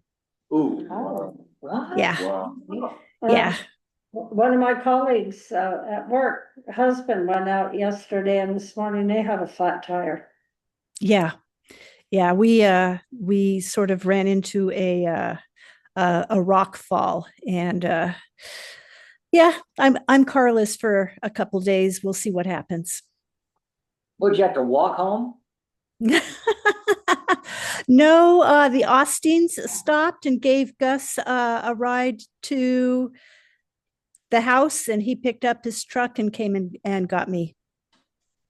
Did the Caltrans rep said that the striping was the last step? Did they mention anything about the 30 miles of cones and finishing the shoulders or anything like that? No, they did not. They said that it was up to the construction company, which I believe is Granite. Okay, It's the contract. right. Okay, Well, thanks. I went out last week and they had a torch and they were sticking the Oh, shiny things in the middle of the road so you could see the middle, but it was cold. Oh, So. good. but so that's cool. Reflectors, Yeah, shiny things. yeah. We knew Well, what that's you a meant. start. That's a start. Yeah, that helps with the rain. Okay, well, thanks, Pat, for following up about that. Sorry about your tires. Yeah, it happens, I guess. I think we all have Covelo Road stories. Right? I'm curious on who in Caltrans is saying it's on the contractor. Right. There are Caltrans inspectors specifically for this reason. Right. I called Wylatties too, and I'm like, hey, who's responsible? Just as a question in general, they Right. said the contractors, and they said Granite. Hmm. Right, but the contractor has to have an inspector that then, And she went into that big deal, but I'm like, yeah, we need those on there. You've driven this road, it's foggy, you can't see, it's horrible. there's gotta be a way to make a complaint. Gee, go figure it I know an inspector, I'm gonna ask you that. I'm gonna ask my friend. Right? Yeah, before she retires. I'll submit another alert to them and I'll report back to what they say. Thank you. Thanks, Great. Pat. Thank you.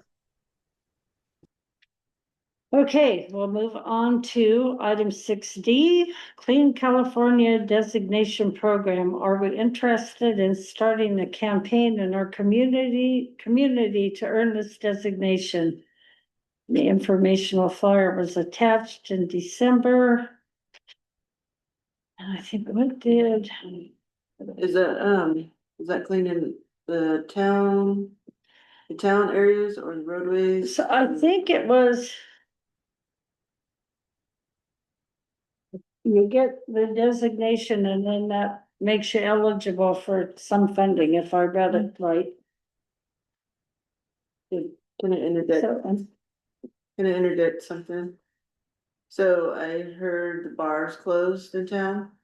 Before, Finally, huh? finally?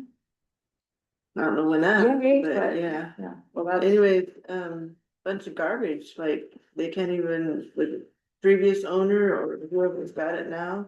Or whoever is in, that street right there. There's garbage there and there's huge canisters this big of those.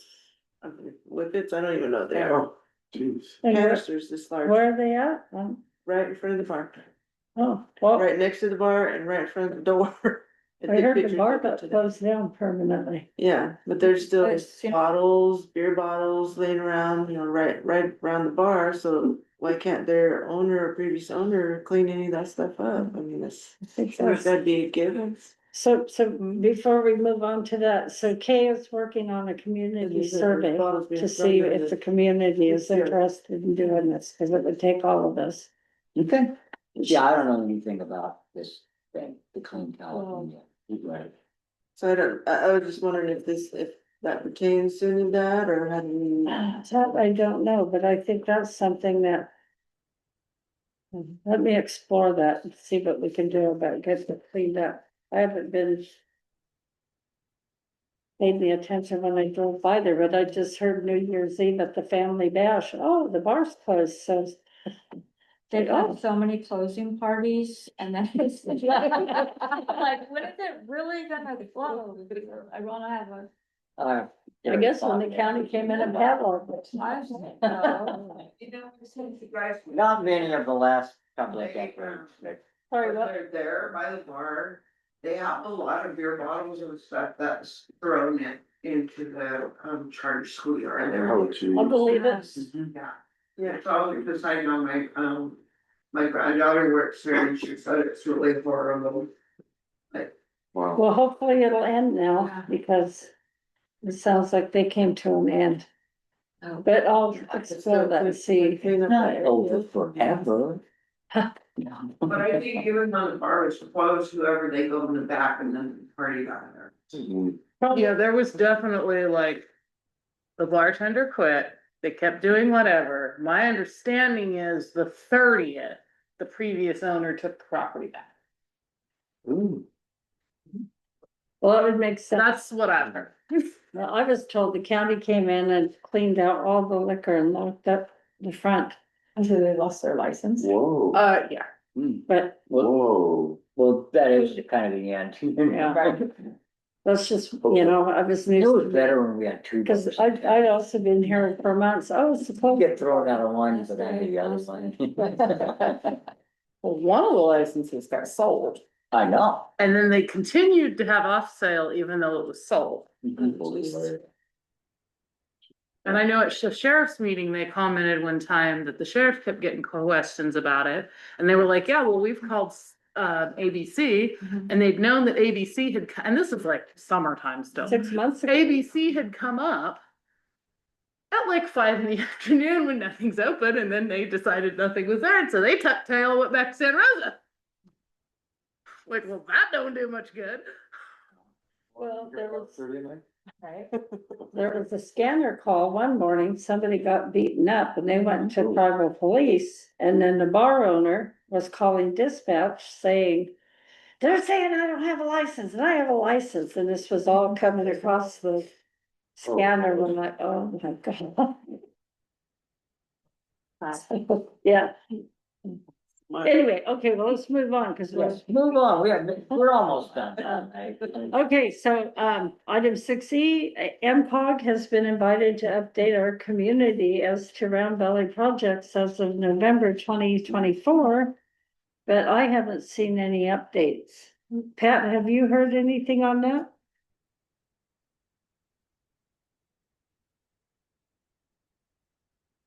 Well, yeah, I wondered with all the rains we had, has anybody looked at the pedestrian bridge or Oh, I drive by the, that. everything in stable It's and all good? good. Okay, It's, I mean, They the built creek it back. occasionally gets big, yeah, but you know, that's all, no, it's a beautiful thing. cool. Yeah, and I see Oh, people God. using It's, that. Good. it's Good. gradually, that whole path is beginning to be used. Just cause I drive by, you know, to go to town, I gotta Sure. drive by this, Yeah. and sometimes I come to Yeah. town 2 or 3 times a day. Yeah. And it's just in general, it's not like I've got a counter. But it's being used more, gradually more, Yeah, occasionally motorcycles, Yeah. but that's just, they're just sporting. You know, they're not using it as regular transportation, it's just like, oh, let's go do this, you know, so that's really not such a problem, really, but well, people are I'm using it. wondering about the other sidewalk project, there because was a last week there were survey marks that popped up on Crawford. Oh, wow. Yeah, that's supposed to be done. Yeah, Yeah. and I'm trying to That's figure out where it's gonna go, cause there's not really room, but there are survey marks at like midweek last week. But, Wow. Have they said which side on? No. That I'm getting curious myself now. But that's county, right, that's doing that. I think That it's is, county. oh, yeah, But that's MCOG. yep. So we'll reach out to them again and ask for an update in February, let's see if we can find out what's going on. They're driving Okay, in that back area off of Henderson, is that Henderson? Yeah, They're driving in there, there's a grove back behind there, and it's all muddy and it's got. on Henderson, Right by the new Field. sewer. This is- on there. Where the walk-through path is. So what are they, what's gonna happen on Crawford? I'm just they're trying, supposed to put a sidewalk. pedestrian. the Right. whole like 3 miles of it? or something? Apparently, because when they brought that up, I'm like, well, who made that decision? Yeah, we need Howard Street, not, yeah, we'll start there. Yeah. Right? Yeah, they Yeah, it got would be nice. foothill and Sidewalk, Crawford. like right in front of the library would be nice. Right. Crawford, whatever, okay. I know, it's like, I mean, you see occasional foot traffic on Crawford, you mostly see dogs. Mhm, That might be why there's a foot traffic. okay, Later on discuss it. okay, so Okay. that's probably input, okay. Okay, Mhm. so there was another attachment, the Covelo local plan. Many unincorporated areas, including us, have their own specific local plans as part of the county's general plan. Is this a project that we want to participate in? And attached to the December agenda was the local plan. I mean, it looks like it hasn't been done in a while. I was gonna actually log on and look at it. I haven't had time. I think it might be something we want to look at. I think so. Do you want to table till February? I think the last time we did this, like 30 or 40 years ago, I was one of the people who was, Yeah. made the plan. That was a long time ago. Well, let's table that one too, and I'll go through and look at the plan before we meet again Okay, and see. yeah, look at this, note to self. Was it supposed to be attached? Something attached on there? Says Yeah, I didn't attached. see it. So it was attached in December. It's December. probably attached in the, if you go to the map page, it'll be on there, Okay. the website. December meeting, yeah, okay. Okay, and I don't know what happened to 7A. I think we deleted that for some reason. We didn't ask Matt about the county noise control ordinance, but we did get an update last month that they're still pursuing that. Oh, that'd be wonderful. And then the fire hydrant project. Oh, my turn again. Yeah, So your turn again. this is, been a slow project. And what I thought might have happened, say, in October, well, back up, just if everybody doesn't know, we started working this, Kay, who's supposed to be here, who's not here. There were lights on at her house. It's just, She's not on we the started- board. She could take a night off. She's not on this board anymore. She could She's take a not? night off. she's not doing this? Oh, she quit when I did. She's home. So anyway, 2 or 3 years ago, Kay and I and a couple of other people started working on recognizing one of the impediments to rebuilding any of these commercial structures in town. And one of the real downsides is you gotta have a fire sprinkler system. It's like California state law. You cannot have a commercial building. Residential things, that's a whole other gray area depending on where you live and what the local rules are, but commercial, it's for real. So you get into these situations where, you know, Brian Hurd spends $3 million building a new store and he can absorb the cost of sprinklers is because it's this big deal. And Roland can do it out there, but there are a lot of other places that, it's too expensive, or you don't have any room on your lot, or you can't do it. So it kind of led to, well, maybe we need a fire suppression system, at least for town. To where there's a fire hydrant, like every 500 feet or what, you know, and so like, so we started working through just gradual numbers, cause you know, I've got the books, I still remember how to like do a, you know, a cost analysis thing. This is at least a $4, maybe a $6 million project, where, you know, how do you get started? So, and then I talked with the people in Anderson Valley. Well, their community services just is doing this basically like right now. They're getting, I think they're getting sewer, water, fire, they're getting the whole, everything a town's supposed to have, right? I think they've been working on it for 11 years now, but it's, you know, it's an ongoing thing. I got a hold of their engineer and talked to him. This was 2 years ago. What's the preliminary, the first thing you have to do, you know, what's that gonna cost? So he gave me those figures. We worked up, enough information to where it was like a legitimate presentation. Then John Haschak took that, cause we need the money from somewhere. I mean, what we thought was, oh, it's gonna cost like $75,000 or $80,000 to do the planning grant. Yeah. Just to figure out, what's it really gonna cost and how are you gonna do it? Well, that's gonna go. So, John took that to State Senator Mike McGuire. Mike McGuire said, yeah, this is a good thing. While ago, we had like a Zoom meeting with McGuire, Kay and I and John and a couple of other people. And so McGuire said, yeah, we'll get you the money. So we heard in October, there's an appropriation, there's money. It's gonna be run through the county, not Dane's outfit or, some rinky-dink thing I might make up.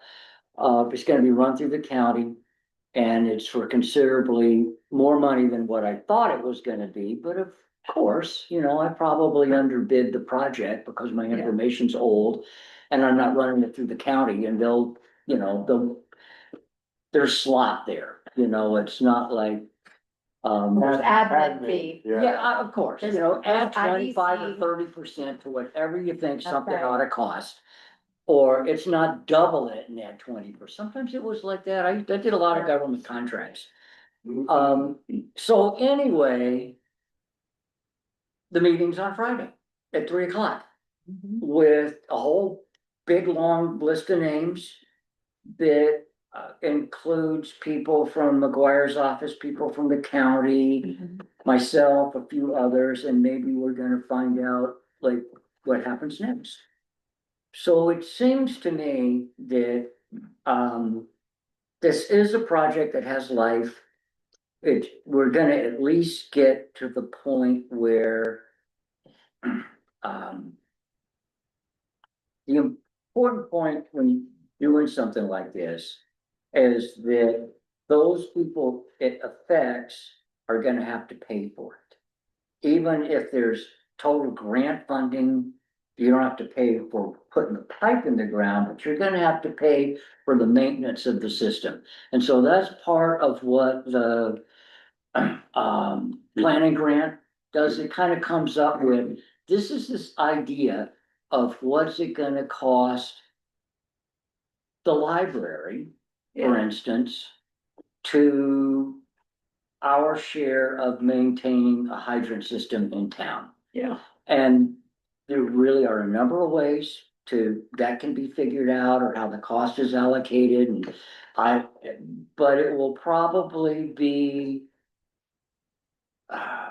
limited to the boundaries of the already existing Covelo Community Services District, which is the sewer district. Yeah. It kind of makes sense. It does, without even expanding the boundaries.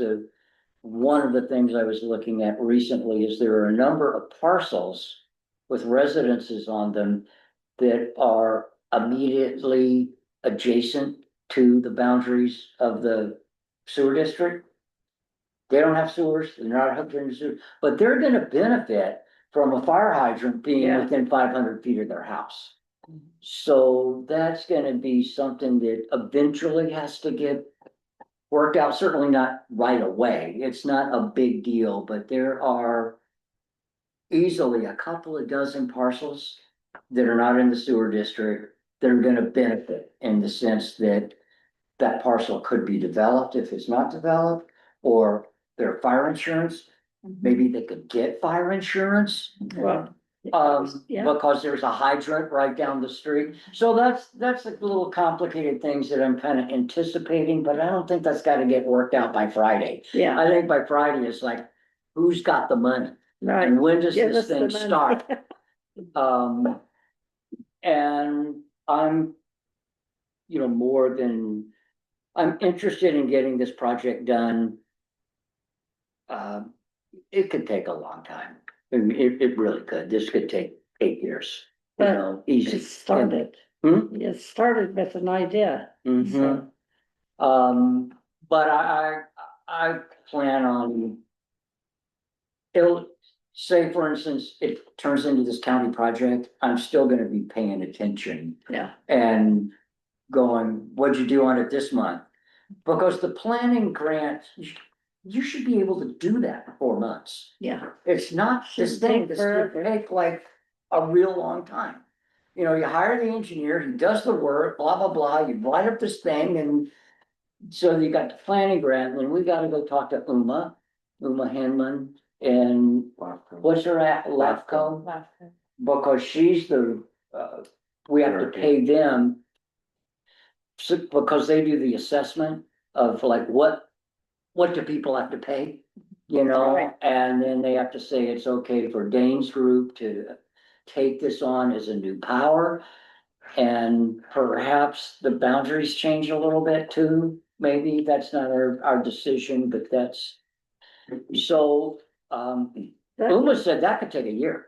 Yeah. For her outfit to do all of that stuff, because then it ends up being a ballot measure. Do those people who are affected wanna pay? And if most of them say they don't wanna pay, then it doesn't happen, you know, so. But we don't know what the fee is. Yeah. And whether or not it just, does your sewer bill just go up? Or does it like a property tax assessment? There's a lot of different ways to do this, and that's not my interest at all. My interest is only from having done public works contracting before. I know how this, you know, how long it should take, what it should really cost, and just to try to move the thing along, you know? So that's the report, but it's encouraging. There's a meeting on Friday. Yeah. Yeah, Yeah, no, it's really good. Mhm. yeah, Mike was Good announcing job. it last night in the Democratic Central Club meeting. He said, and Polo doesn't have fire hydrants and we're gonna get those up there. And when he says that, he's, Oh, he means was really business. enthusiastic. I met You know, that conversation. I met him when we started working with him on the Blues Beach project, Mhm. before anyone knew about it. Yeah, Mhm. that's how I met him. Mhm. Yeah. Mhm. No, he's, His assistant When- that day kept saying, Senator, we have another appointment. He's like, he one more talked for like, question. Yeah, for like 20 more minutes. He really wanted. He Yeah. really wanted to hear what we're talking about and get to know the situation and he made the funding happen. Yeah, He did. yeah, I It believe, was all him. yep, I believe that he'll keep moving it. Mhm. Yeah. Mhm. Well, he's only got a few more months too. Oh, yeah. Yeah, Yeah. yeah, But that's okay, you know, once it starts rolling, we Yeah. can take, you know. So that's the. Good work. Thank you. Okay. Okay, we will move on. This is kind of just stays on our agenda. Discussion and possible action on the possibility of the county creating a safe housing area for a resident deputy sheriff and other essential county employees and healthcare workers on a forestry service property located at the Covelo Ranger Station. It's my understanding that if those people are hired, there's a house that's available. Mhm. Should we So, take that off the agenda? Cause that's been established and so, if it comes up, there's a spot. I okay, think that was successful. Yeah, we can probably take this one off. We've That's what I'm known this thinking. for a few Yeah. months. okay, we'll remove that one, and then we're back to the 7E, discussion and possible action, ongoing problems in the community with uncontained dogs. Dogs that have been abandoned, dumped, dogs killing other dogs and creating a nuisance and potential safety issue. And I added this, I spoke with Barbara Thrasher last week because we had a dog show up at Yuki Trails that was injured. She said, man, I don't have any room. I just picked up a pup at the Green Bridge and that was number 250 Jeez. for 2021. So in spite of all the spay and neuter and all the Yeah. work, I mean, I can't imagine what it would be if we didn't have those 3 clinics a year. So I told her, I don't have any room for the dog either, but in the meantime, we've been feeding the dog and its leg's getting better and it was gone a couple of days, but it showed back up today, so. Hopefully somebody will claim it. But that's been an ongoing issue. So, do we want to leave it on or take, yeah, I think so. I think so. It's been in the back of my mind to contact animal care and I just have not followed up with that. So I wanna talk to them directly. I hear they have a position open that they haven't filled yet, or maybe it's filled by now, so I definitely wanna know if that could increase our service up here. Well, and I'd ask John to reach out to their department head and find out what's going on. Why are they not coming and taking care of this house? we're also gonna see if we could get the caravan to come up and kind of supplement what the Bones Pet Rescue does. You reported that it was built, staffed, and going to be mobile soon. I don't know if you said it It's was been- yet. It's been in Willits, I Oh, it think. has moved. I think Yeah. I'd seen it was in Laytonville. All right. well, My mom no, worked animal control for 8 years when I was a kid, Mm. so she knows these rules really well, but. Well, I think it's still a problem, so. Oh, They yeah. have not. Keep it on. Okay, and then lastly, do you have a date for your emergency preparedness meeting yet? Yeah, it should be next Wednesday, Okay. So, the 14th at 5 o'clock. Here. okay. So some of us will come to that because we want to continue that conversation and then also meet with the fire department and the tribe. See kind of, and then develop this plan for the whole community. Mhm. We have the plan that you guys developed and it's really good. We just need to expand some stuff, so. Anyway. Will it be on Zoom? Yes. Can you send me the link? So then I can be at that meeting and the city council meeting? Same time. Well, the city council meeting is at 6:30. I'd love to Um, at least jump in. Yeah, we can send out. Yes. Come on, I probably might. I like how I'm saying it and it's actually Pat that does all this organizing, thank goodness. So that's next Wednesday. Our normal is, Pat'll tell me if it's not, but that's what we said, we were going back to the normal, I thought. Yes, Yeah. we're going back to the normal. Which is, Right. Second Wednesday, 5 to 7 PM, but we usually let out before then. Okay, thank you. And now we're down to the treasurer's report. And we have 2 expenditures in December. Their annual fees, PO box, which I paid and sent in for my reimbursement, and Charles for the Zoom. And I talked to Charles and he gave me steps on how to, I told him, since he's not participating, I'd just take over the payment thing and somebody's submitting. But I need to get maybe with Kay or you, Kathy, because it takes some kind of link to the email admins for the map. To Okay. access the Zoom to change. So probably Kay. Okay, I'll do that. Yeah. But, so the grand total remaining is $2,252.02 or 10 cents, excuse me. Okay, well, thank you for handling that. If there's nothing else, I'll call for an adjournment. Our next meeting is February 4th. Yeah, I just kind of, this is my first meeting, but because there is a lot of stuff going out there and the different checking board, private landowners versus the reservation fund and what the law really stands for, because there's a lot going out there, so I know where we're at on Henderson and Tabor, it's like, we've got, and I don't know, like the Yuki trails, because I don't know if anybody ever complained about the parties that they have over there. I mean, people can have parties and music and that kind of stuff, laugh around and stuff, but these people will blast music. And then there's gunshots going off. Then you got the other people on the other side of the corner. And they're doing the same thing following week and weekend or week, whatever, and then you got another one, and these aren't like, they're just private landowners, and so they have these parties going on with really loud music. Like, I don't know, but I'm understanding that because of the committee, the board here, like, this is where we start off with, hey, this is what's happening here. And then we carry it on to the county board of supervisors. Because I mean, you can't call law enforcement and I think that I don't think I try to look for a county ordinance here. In Coppola. That's one of the items that has been brought up here that I've been trying to get going is a noise ordinance. And there hasn't been one ever. The county doesn't have a noise No, ordinance? no. That's what, Matt, I live on the reservation in Williston, yeah. that's Well, what and Matt I said. deal And with it because of neighbors the rec a mile down center. the road that. And play in music. my life, it's kind of a grace because of the rec center.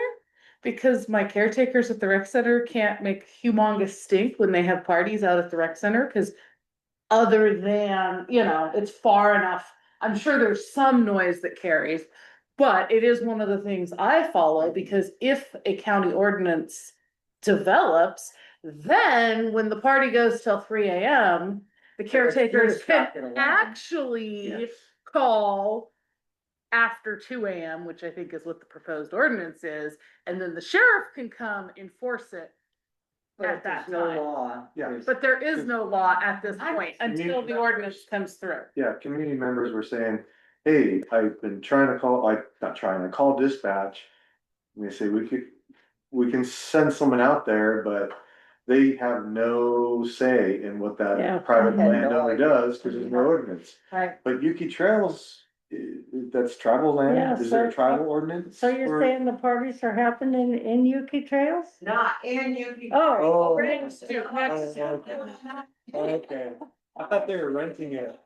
Because Party. if we go to ceremonies, a lot of times we have stuff going here, and it's like, and then it's not, it's like really loud to where, hey, wait a minute, I mean, like years ago, you could sit in your own yard.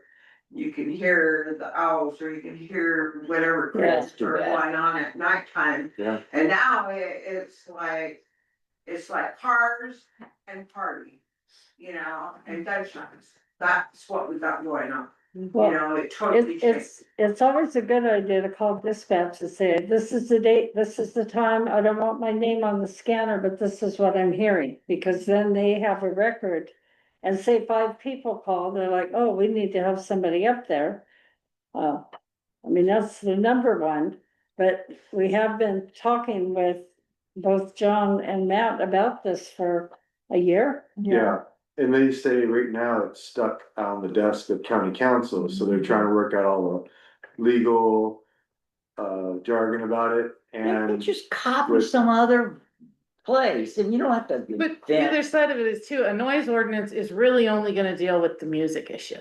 for sure. The guns, the Oh, yeah, speeding, Not only that, that's all, it's already illegal, that's, Right. depending on what I you mean, say. so what do? Yeah. Like, okay, I'm gonna bring out my big speakers to drown them out, Yeah. and it's just like, what do you do, who do you go to? I mean, these people have, but the last month with all the deaths and stuff, and like, these people have no respect Yep. whatsoever. I mean, this is Round Valley, this is my homeland, this is our reservation. And we have traditionals to live by, we have cultural ceremonies to live by, and how do we allow this to go on? That's why our youth are so crazy, because we're not stepping up as the elders now, we're not stepping up as uncles and aunties to be able to say, hey, wait a minute, no, we're not gonna do this. This is supposed to be a peaceful place, this is supposed to be a good place. And that we should go back to that.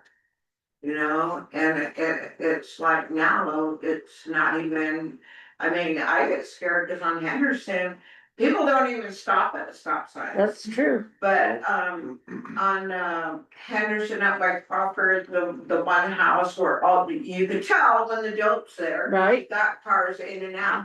But what scares me is that bus goes down that road and then you have traffic at a certain time. And it gets sort of pretty scary, Mm. And I'm like, yeah, well, what is law enforcement? I mean, if we know that, law enforcement knows that.